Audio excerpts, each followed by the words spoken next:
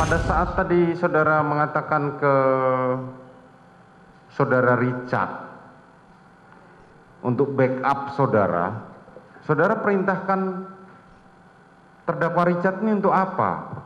Saya sampaikan untuk kamu siap nggak backup saya apabila saya akan konfirmasi ke Yosua nanti. Kamu siap nggak nembak Yosua kalau dia melawan? Kalau kamu siap nggak tembak dia kalau dia melawan? Iya, ya. Dan dia bilang siap. Dia menyatakan siap, Bapak. Siap, oke.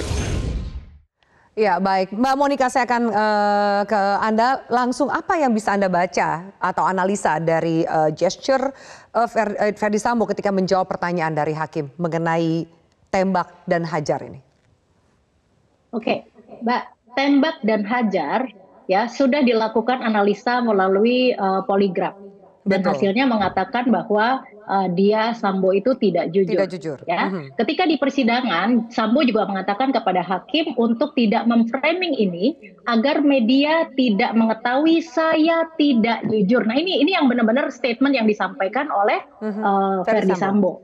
Ya. Nah, padahal bahkan Ferdy Sambo mengatakan bahwa lie detector itu nggak bisa dijadikan pembuktian di persidangan. Yes, tetapi ketika mesin itu ya atau Kuatmaruf bilang itu adalah hanya robot.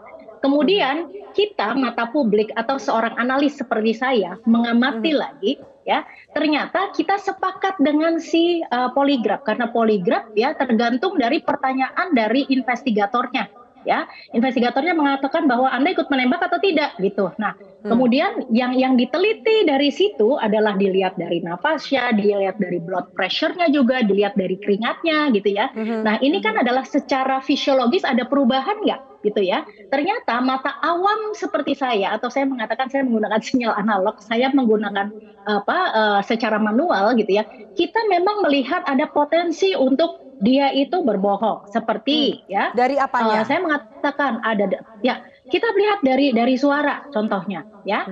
Nah padahal untuk beberapa case ini ya ketika seseorang dalam peristiwa menceritakan hal yang merupakan episodic memory karena merupakan framing penembakan ini adalah merupakan hal yang penting sehingga saya mengatakan memori jenisnya adalah episodik. Nah, di sini harusnya melibatkan dengan emosi-emosi yang juga terlihat pada saat seseorang harusnya jujur ketika tidak menembak, ya. Tetapi, ya, apa yang dilakukan oleh Ferdy Sambo ekspresinya adalah merupakan ekspresi yang datar saja, ya. Sehingga di sini tidak ada sinkronisasi, ya, antara apa yang keyakinan dirinya dengan apa yang nampak. Begitu. Mbak Monika, bisakah kita melihat ekspresi datar dari Ferdy Sambo ini bahwa ia tenang menjawab pertanyaan dari hakim? Nah, kenapa saya mengatakan bahwa ini berpotensi dari sisi ekspresinya ya? Artinya kita lihat dulu deh dari voice atau suaranya ya, yang bisa dideteksi sebagai hal yang dicurigai potensi untuk berbohong adalah ketika pitch atau tight suaranya ini menjadi softer ya. Dan memang terdengar sekali bahwa di persidangan kali ini menjadi saksi, Ferdy Sambo sangat softer suaranya, soft, dan yang kedua adalah lower suaranya menjadi rendah gitu ya.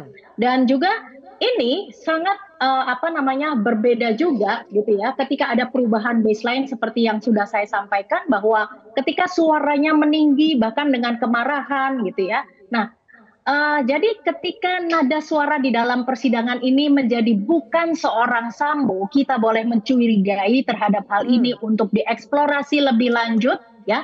Kenapa suaranya menjadi softer dan lower? Ini adalah petunjuk bahwa segala sesuatu yang ditunjukkan dengan softer dan lower, dia tidak yakin dengan statementnya tersebut, ya.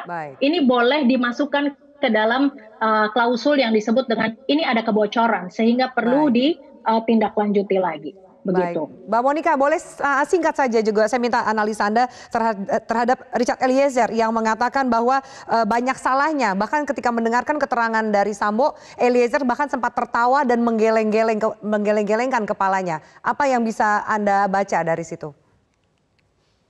Nah, ketika Eliezer ini sudah menjadi justice kolaborator, ya, maka di dalam sudah terbangun raport, ya, atau membangun hubungan bawah sadar antara ketika Verdi Sambo itu menyatakan kesaksiannya, ya, tanpa berbicara pun Eliezer memang menunjukkan bahasa nonverbal yang terlihat dari gelengan kepala dan juga ekspresinya, bahkan sempat juga tertawa mendengarkan penjelasan Verdi Sambo, ya. Ini adalah merupakan bahasa non direct, bahasa yang merupakan bahasa nonverbal, mengatakan bahwa apa yang disampaikan oleh Verdi Sambo ini memang tidak benar, begitu.